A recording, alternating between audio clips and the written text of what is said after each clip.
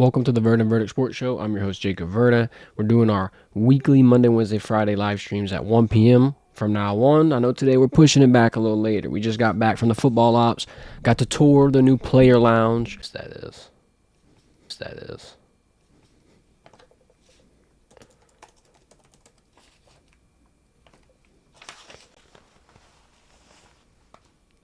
Hey, look, it ain't no live stream without a little hiccup. That's how it be.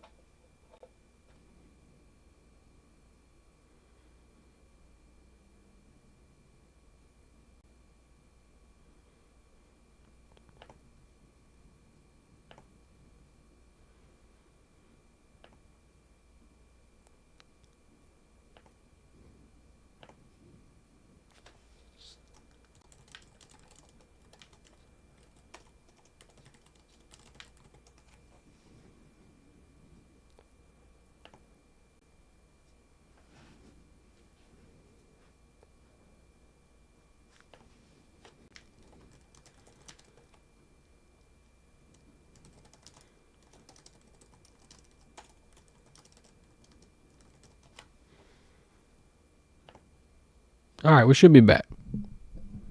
Not sure. It's hard to tell.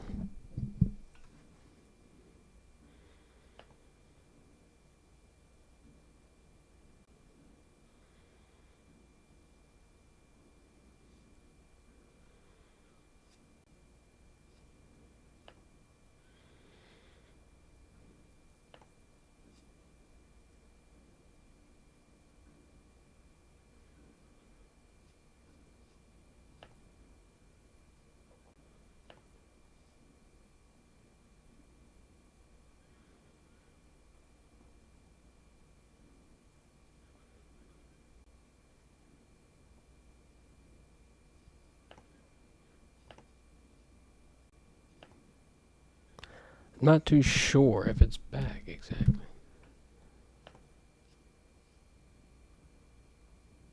Okay. Should be back. Let's see. Let's get the confirmation in the YouTube studio.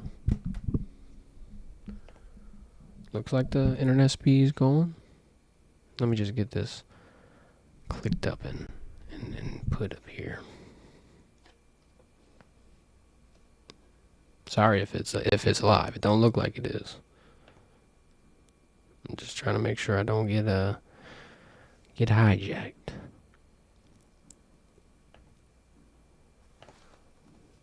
I'd probably test this way.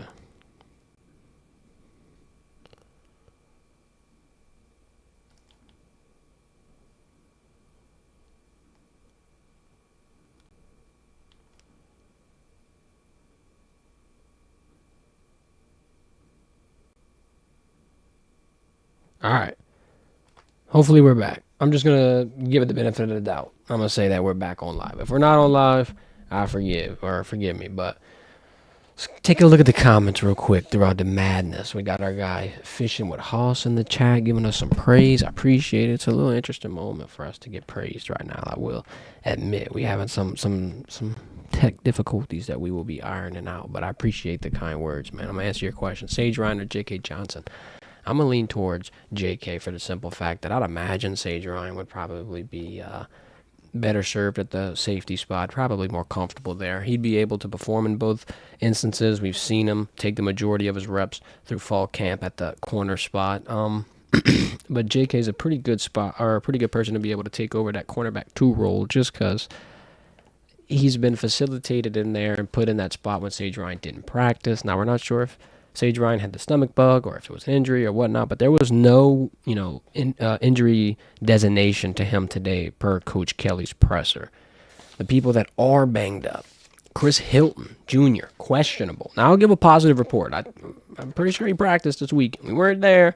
We can't confirm, but I would say 99% sure that he's practicing. That's a good sign. The reason he's questionable, they got to they got to get him moving around in the facility today. It's been a couple of days. Today's their recovery period. They're going to go monitor it. They're going to kind of put the pulse check on it, if you will. They're going to see where our guy Chris is in terms of game week ready. I feel like he's going to be a surefire, lock to start. I don't think they're going to sit him out. And even if they do, though, it's not a panic set-in situation. You still got Kyron and CJ. By the way, the main game plan isn't even to pass anyway. So would you like your wideouts all out there on the field? Of course. In a perfect world, you want everybody healthy. We don't want any bruises, injuries, nothing like that. But in a world where you're going to be running the football with 2, 3, maybe even 4 running backs, if you're feeling froggy, if Frank Wilson and Joe Sloan are really getting creative, it could potentially not be the end of the world. But like I said, pretty sure he's practicing. I would imagine that he'd play. Another positive injury update, Miles Frazier. 2 things. 1, doesn't have a boot anymore. He's walking around freely, doesn't have to have any mobility assistance. He's listed as probable, and I'd agree with that one. I feel like he's going to be ready to go. If he doesn't go in, Tyree Adams will fill in his spot. Tyree's also shown flashes in camp. He's picked up the reps that Miles Frazier had dropped the last couple of practices. Other than that, no real big update on Jelani Watkins. I'd imagine that he's going to be out for week 1, but he was going to see some special teams roles and feel like that's not going to be the biggest loss. He's a great, future depth piece, but as of right now, his role will be limited. John Emery, I don't think there's going to be much more monitoring on the situation anymore. He's a full go. He's ready. And Zy Alexander. This is where it gets interesting because we've got our guy Fishing with Haas on his chat. He's saying, is JK going to be cornerback too? I think he could be. I think it's a good spot, like we said. But if Zy Alexander's 100%, don't rule him out for that spot as well. Maybe not that spot specifically, but I think he can get thrown into a mixture, a little lineup, a little bit of a creativity package as well. You got a lot of pieces that you could use, a lot of things that you could see. And also the thing is, it's week 1. You really don't know what you got yet. You're going to have to be, moldable, if you will. You're going to have to be able to see something on the field and kind of instantly react and transition into, a different package, different personnel group, different scheme, if you will. So you really never know who the starter corners are going to be. Of course, Ashton Stamps is going to be on your left side. He's your guy. He's your lock. He's your cornerback 1. Now, as far as cornerback 2, it's going to really just be on how much they trust Sage Ryan, and I feel like he could be a big piece to this team. Matter of fact, in our segment later on with Breakout Stars, he's going to be at the top of that list. I'll give you a little sneak peek, a little spoiler, if you will, in our next segment. But Coach Kelly, for the most part, he kind of just mentioned the balanced offensive approach. He doesn't want to just focus on one thing. I know we keep saying he's going to have the running game running rampant, and I believe he will, but the thing with the running game is whenever you have the defense respond in the way that we kind of expect them to respond, by filling the box, by trying to, crash their gaps, by trying to put a lot of meat up front, so to speak, now that kind of opens up the passing game. Not only that, but when you run successfully, it also opens up the passing game. So they're not ruling that out. Your quarterback's Garrett Nussmeier, the gunslinger. Dude loves throwing the football 40, 50 yards. We've seen him hit the 300-yard clip a few times. It's not impossible for him to go out and sling something and really shock USC, but I would bet that the majority of the focus will be towards that run game, but Coach Kelly's saying it could be balanced defense, though, emphasizing the need to tackle. And it's going to be a big part of it. I think moving Major Burns to the star position, getting him closer to the line, he's your surefire guy. Love him or hate him, Major Burns will get somebody down, especially in open field. Yeah, you have times where there's a mishap or, maybe a missed tackle. That's everybody. That's football. That's the beauty of the open field tackle art. And not everybody can do it. But I think putting Major Burns in a position like this, yeah, you get to blend that physicality, that aggressiveness that he possesses, but really the biggest thing is you have a sure, secure tackler in the middle of the field to pair and go alongside Greg Penn, go alongside someone like Harold Perkins, old number 7. It'll be interesting because I think you've got a very good upside with this defensive package. I mean, really, there isn't no downside. You can't get worse. You simply can't get worse. And I just don't see a world where they do. They've been taking it seriously. They've kind of looked like they've hit their stride, so to speak. I'm not going to say the last few weeks, but I'd give them about the last 10 days of fall camp has been the strongest defensive performance I've seen from LSU in the greater part of 2 years. So I'll give them their credit where credit is due. Is it Blake Baker? Is it Corey Raymond? Is it Bo Davis? I don't know. Is it all of them? Could be. But whatever the case may be, LSU's looking to turn the tide, if you will. They've got a decent challenge with USC. It's not going to be insanely hard. It's not going to be one of those things where, you could lose by 3 possessions. Hopefully, knock on wood.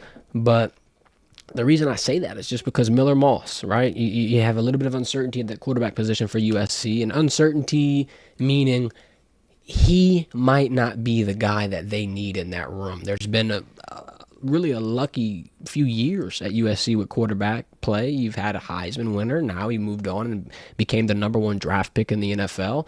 And then now you have to replace that. Yeah, Jaden Daniels and his departure from LSU is going to have them in a bit of the same situation, but there's more continuity. There's more consistency, confidence, just overall skill with Garrett Nussmeier coming over and taking the helm. And you can call me biased. You can call me whatever you want, but just look at the tape and look at the numbers. I find that Garrett Nussmeier is your safer side. So LSU's got that leg up. Their quarterback situation is better. They get a puncher's chance just for that.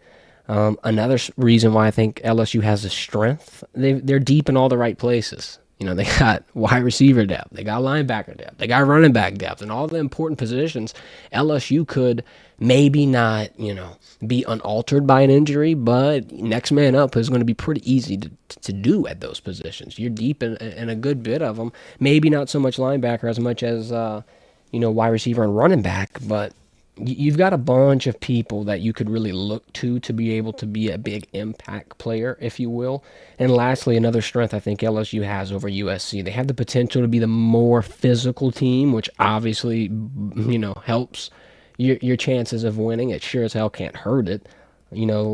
SEC brand of ball, yeah, you could take that route. You could just take the easy way out and say, well, they're playing SEC football and USC's playing Big Ten / old Pac-12 football, but I'm not even going to take that route because I'm sure, the USC fans in the chat are not going to take too kindly to that one. I'll just go ahead and simply say that I think LSU has more star power than USC, and we can debate that one as much as you want. You go ahead and leave your takes in the comments. I'll be checking them out, but you just can't. You can't turn the other way. You got Kyron Lacey. You've got Garrett Nussmeier. You've got, honestly, I'm going to throw C.J. Daniels in the star caliber as well. He's a Biletnikoff watch list. You've got Josh Williams. You don't really know what you have in Caleb Jackson, but I could pretty much tell you what he'll be. On the defensive side of things, how about Harold Perkins? Jacoby Guillory's going to have a great year. You got a couple of other unsung heroes like Greg Penn, Major Burns. There's a lot of pieces here that you could know what to expect. Now, USC is in a bit of a predicament where they could be better than what we're expecting. There's been a little bit of change, a little bit of limbo. Their defensive coordinator got swapped just as well as ours. That's another similarity. You got a first-year quarterback taking over the helm after a Heisman winner. Now you got a new defensive coordinator rolling in town. Deontay is coming from UCLA. UCLA had a pretty solid defense. It's just going to be... I'm not going to say it's going to come down to the team that makes the least mistakes. I don't want to cop out and have coach speak be, my main message here to end off this segment. But if LSU starts strong, if LSU plays the brand of football that we expect them to play, if they don't take 15 minutes to wake up and adjust, it's probably going to be a smooth sailing game where they clear that 4-5 spread that Vegas puts out. And, it could be a trap spread. It could be a close game. I would err on LSU's side. More on those picks on Friday, though. I'm not giving you the full betting preview yet. Don't get too antsy. Y'all got to stay tuned for that one. We'll move into the next segment, breakout stars. Who do I think is going to be names that you should remember for next year? Who's going to stick out? Who's going to perform, bigger than expectations, quite frankly? The number one person on this list, I saw my guy this morning, Kamorian Pimpton. Shout out to him, big 88. He's going to get in there. He's going to turn some heads. He's going to catch a bunch of balls. He's going to accomplish his goal of getting a touchdown in Tiger Stadium. But most importantly, he's going to allow for a lot of flexibility in that scheme. If you've got a double tight end set with Mason Taylor and Kamorian Pimpton, half the time in double tight end sets, you're going to run the ball, or you're going to have a little bit better pass protection and things of that nature. But in LSU's instance, you're going to have 2 tight ends ready to go catch a 25-yard dot, ready to get physical. Hell, they can catch a 5-yard pass and turn it into a 25-yard reception. You have the capability to go empty with 2 tight ends out there just to simply show off some muscle. Just to simply say, yeah, our passing attack is going to be this good. By the way, we can run for 200 yards on you, but we could still sling the ball and have a touchdown in the blink of an eye. I don't think they want to stray away from that explosivity, and I think the biggest piece that's going to help push that, yeah, you got Kyron Lacey. Yeah, you got Chris Hilton. Yeah, you got C.J. Daniels. Don't forget about that tight end room. It's going to be the downfall of some opponents this season is that tight end room that LSU has. It's going to be hard to keep them under wraps. There's even a couple tight end packages where Trez Green joins the party, and you got a damn triple set. I really wouldn't want to be scheming against that. And also, like I said, flexibility is everything. You want to have options. You don't want to be pinned down to one scheme, one personnel unit, one area of the game. You don't want to have to just be stuck in your ways, getting predictable. No, be confusing. Change some things up. And I think, with Kamorian Pimpton on the field next to Mason Taylor, it opens up a lot of options. Second breakout star. Let me give him some credit real quick. Sage Ryan. This is why. I just want y'all to at least just look at it from his point of view. Look at it through his lens. Look at it in like you're in those cleats, in the pads, in the helmet. You're on the field sweating in the damn 150,000 degree weather we have here in Louisiana. He's had 2 camps where he's played 2 different positions. And a lot of people don't understand what that takes mentally, physically, emotionally, whatever the hell you want to say. It's a difficult task. On top of that, he's playing DB. He's starting off at safety. It's where he's most comfortable. It's where everybody expected to see him. Whether it be nickel or not, there's a lot of rumors floating around on what he would be. Then, boom, fall camp starts, and now he's playing corner. He's CB2. A lot of people are wondering, is it a depth issue? Is he getting cross-trained? What is the situation? Here's all I'm going to say about Sage Ryan. Not only does he have one of the biggest chips on his shoulder that he's going to eventually utilize and add fuel to the fire. I mean, there's been plenty of people that's come through LSU doing the similar path. Most recently, Malik Neighbors. Completely turned the world on its head and just showed off his talent. And I'm not going to compare them in the same situation, but he has the same opportunity in front of him. Another thing I want to say about him is if you've got the potential to play 2 different positions in a position of need, the DB room is not necessarily your worst spot, but it's the spot with the most attention, the most eyes, the most hope for change. And the way that position group changes is not necessarily just through Sage Ryan, but he could be a huge catalyst. He's a good leader. And if he's doing both, you can trust him. You can throw him in a lot of situations. He's versatile. I feel like this could be, the start of a comeback year for him. Number 3, Caleb Jackson. Come on. Do I even have to explain this one? Caleb Jackson added 30 pounds of muscle. All I want to say is you are not working out, training, dieting, grinding that hard just to, be a role player. He's expecting big minutes. He's expecting big roles, a lot of reps, a lot of carries. Hell, he can even catch for a few. We've seen him in the pass game a lot. I feel bad for whoever's going to get in front of him trying to tackle him. He can run through anybody. You saw him run through Whit Weeks on LSU's Instagram about a week ago. And all Whit Weeks could say is, I'm glad I got him on my team. I think he's going to have a big year when it's all said and done. We're talking about Josh Williams and John Emery, and they're great running backs. They've had plenty of years of experience, more than most, more than probably any other running back in college football. But what you have in Caleb Jackson is an anomaly. And it's funny that we say it's an anomaly because we've had a running back similar in Leonard Fournette, but Caleb Jackson, he could really be a problem this season if it pans out the way we're expecting. Last but not least, breakout stars. We'll give another defensive player some credit. I will give it to Deshaun Womack. I think Womack is a great asset to this team. His ability to get off the edge and create disruption has been noticed throughout camp. It's hard to ignore. Pair him with Savion Jones, and you really don't know what side to double, what side to pay attention to, what side to worry about, if you will, because they're both going to be in your face, creating pressure, making it difficult. LSU's got a potential for a lot of stars, and it's hard to pick. I could go on and on and on and on and on, but if I had to pick my top 4 people that I am paying attention to, their roles are going to grow. They're going to perform our expectations. They're going to be the main pieces to this team, if you will, when we look at the end of the year, and we can react to this one and just see how we panned it out. Real quick, I did want to say, Sage Ryan, he did move his number. He's number 3 now. Paying tribute to Greg Brooks. Pretty cool. You saw Greg Penn have that number, but then, he got number 18. That number opened up, and they gave it to Sage as of this weekend. And our guy Deshaun Womack, our number 4 breakout star, moved to number 15 from number 16. So I wanted to give those updates as well. From Coach Kelly's presser, a couple of things stuck out to me. Someone asked a question about, is anybody who practiced or is anybody who participated in fall camp going to be ineligible for the game? Did you not mention someone that's going to be able to sit? Yada, yada, yada. Coach Kelly made it clear that if they were practicing, then they're going to play. And I feel I'm not wondering exactly why they asked this question, the reporter, but I'm going to guess it was because of Toviano. And now we know he's in the personnel group. He's in the lineup. He could be thrown out there, if you will. So it could be who that was about. Who knows?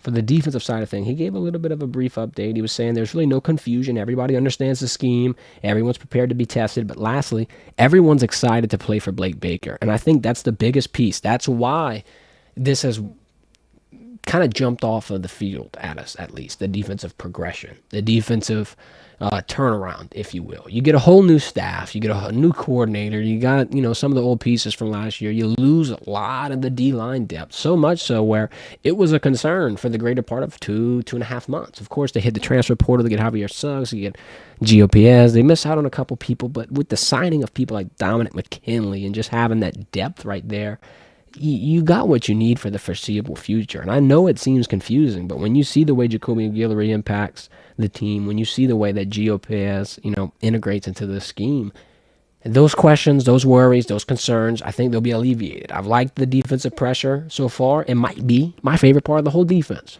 I think that they have created the most havoc. They've stopped Caleb Jackson on a short yard territory in the red zone. I mean, that takes some oomph, if you will. My main wonder, by the way, Jacoby Guillory, he's the most consistent D tackle too, not even just the best. You could be the best without being the most consistent. He's both. He's going to give you his best effort each and every day. He's going to perform. He's going to, play his heart out on the field. And then he's doing it at an elite level. Yeah, it's a big year for him as well. I'm going to have to throw him at number 5 for breakout stars. I got to give him in there. I got to give him some credit where credit is due. So we do have a couple of videos. I was going to put them on the stream, but I think I'm just going to do it in its own video. We have a couple of glimpses at LSU's Player Performance Lounge. It's pretty cool. We got to walk around, got a little tour.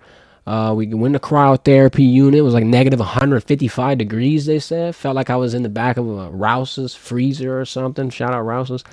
That was insane. They got a bunch of different type of treatments. They've got a sleeping pod where you can sleep for 45 minutes and it's equivalent to a 5-hour recovery period in terms of your red blood cells and just your overall muscle recovery. He even had, I kind of said at the beginning of the stream, but Marucci and LSU are collaborating to do VR learning and just be able to look at schemes and stuff of your future opponents in 360, so you don't have to go on the field. You don't have to have all your players around you. If you want to do this at 4 o'clock in the morning, you could do it at 4 o'clock in the morning. But the coolest part, the scientific part, if you will, you have a better chance at retaining information, at improving your memory, at recalling all the stuff you just learned if you take a nap after you learn it, after you go to film, after you go to practice, what have you. Your chances of being able to put this into use for game day increase by 70% just by a simple 45-minute nap. So you've got LSU football players taking naps. You got LSU football players hitting a cryo, they got a floating tank where it's like a little bed. They put you in water and you're just suspended in the air. They got all kind of stuff. I mean, it's interesting because a lot of us were kind of just talking to each other like, man, this could be better than some NFL facilities. You really get treated nice over here at LSU. It's a good pitch for the recruits too, because it's like, man, look at what we're doing. We're investing in your future. We're getting you ready to be the best you possible. And this is probably unprecedented in the country, in football in general. I mean, yeah, you got some good facilities, but LSU's hitting it state of the art. And it's the Tyrann Mathieu Player Recovery Center, I think is going to be the official title. I enjoyed it, though. We got a lot of coverage of it coming up. I'm going to probably do a little bit of a, kind of like a practice report. So I'm going to be our, best version of that as we can. No more practices, so we're going to have to try to keep that one around best we can. Last thing I want to say before we got off the stream, how about that Florida State game? I mean, I can't say I saw a Georgia Tech win coming. I thought it would be a close game. 10.5-point spread was a bit steep, Las Vegas. You got a couple of spreads on the sports book that I'm cocking my eyebrow at. I'm like, are you serious? Who's buying into this? Who's believing this for a second? And that was a little bit of one of them. I thought that one would have been better served at maybe 5 to 6 points. Now here it is. It shouldn't have been any. But that's besides the point. You've seen Florida State have a little bit of trouble. Yeah, they have 84th return in production. Yeah, they got the question with DJ Uiagalelei. Yeah, they went to Ireland. It's just, I don't really want to say Florida State's not the team that you thought they were, but that's going to be a bit of a limbo period. You lose a lot. You lose not only Jordan Travis, you lose Keon Coleman, you lose Johnny Wilson, you lose Jared Burris, Greedy Vance transfers. All of your pieces are gone, and it showed. But they did have some players flash out. Shout out to Tri Parrish. You had Jalen Lucas get in for a couple of good touches. Ja'Kai Douglas has a great sideline catch. Had to, review it and overturn it and whatnot. He almost had a touchdown. The route was run perfectly. It was there. The opportunity was there. If they would have hit that one, that game would have been different. But Florida State is in a bit of a limbo period. And I don't know about y'all, I'm just wanting y'all opinion on it. As LSU fans, what does it feel like to watch the team that has beat you in the last 2 openers lose their opener after a season where they complained and just begged for an opportunity to show what they're capable of? And I'm not saying that last year's team and all this stuff that this isn't a reflection of. It's not. This is 2 completely different things, 2 completely separate things. But it's ironic that the college football season ended in uproar because Florida State wasn't in the 4-man playoff, because Florida State didn't get their opportunity, even though they were undefeated, this, that, the third. Then, they go in the bowl game. Everybody opt out. Everybody leaves, and they lose like 63-3 to Georgia. That was just one of those moments where it's like, okay, we see they're writing on the wall, if you will. We see what's coming for Florida State. Hey, look, a bowl game where everyone opts out, you're not going to have your best performance. But a 60 ball dropped on your head, you might be a little bit further away from the bigger picture than you might think. Now, that's all I'm going to say on Florida State, because guess what? LSU plays Sunday, and I could be in a similar predicament. So I'm going to make my words short and sweet just in case I have to put them on a plate, cut them up, and eat them on our stream on Monday. But that's all we got for you today. I appreciate everybody for joining. We had to push it back. That's the only time we're pushing it back. We had a tour. We had to, go see some things, go get some intel, go get some more content for you. And we'll be chopping that up and edit it tonight. Our guy Go Blue in the chat saying, such a great setup. I appreciate it, bro. It took a little bit to figure out. It's getting there, though. We're gonna step it up here as time goes. Appreciate everybody in the chat. Our guy Coco, Connor, Jerry, Fishing with Hoss, everybody that contributed to the discussion. Hit the thumbs up on your way out of the stream. We'll be live again on Wednesday at 1 p.m. Friday is the official preview, and Sunday we're in Sin City watching the kickoff, watching LSU hopefully get that dub. If they don't, though, don't panic. That's all I want to say. Don't panic. Y'all have a good one. Once again, thank you for joining. I'm your host, Jacob Verdin, bringing you sports talk on the go. This has been the Verdin Verdict. Sponsored by Happy Dad, by the way. Rouse's, Albertsons, Walmart. I ain't getting out of here before plugging the Happy Dad. Best taste of hard seltzer, gluten-free, low in sugar. You're sweating, you're hot, you're outside cutting the grass, you're playing golf. It don't matter what you do. You can be sitting in the pool. You can be sitting in the house. You don't even got to be hot. Don't even got to be sweating. Just crack you open a Happy Dad for sure for Sunday. On your game day prep. You don't need nothing else for a tailgate. You don't need nothing else. You don't need to cook nothing. Just go get you one of these. Albertsons, Rouse's, Walmart's. Celebrate with our guys at Happy Dad. Go in the link in the bio or in our description. Got a code for you if you want some Happy Dad merch, if you want some of the purple and gold merch. We'll be giving it away soon. We got a meeting with Happy Dad tonight, and I'm going to advocate for y'all. We're getting some type of merch for the fans. We're getting something. We got to get something going for game day. But I wanted to shout out our team real quick before we hopped out of here. Once again, thank y'all so much for the support. And I agree with our guy Fishing with Hoss. We're about to blow up. I appreciate the kind words. I believe it. God speaking into existence. Y'all have a good one.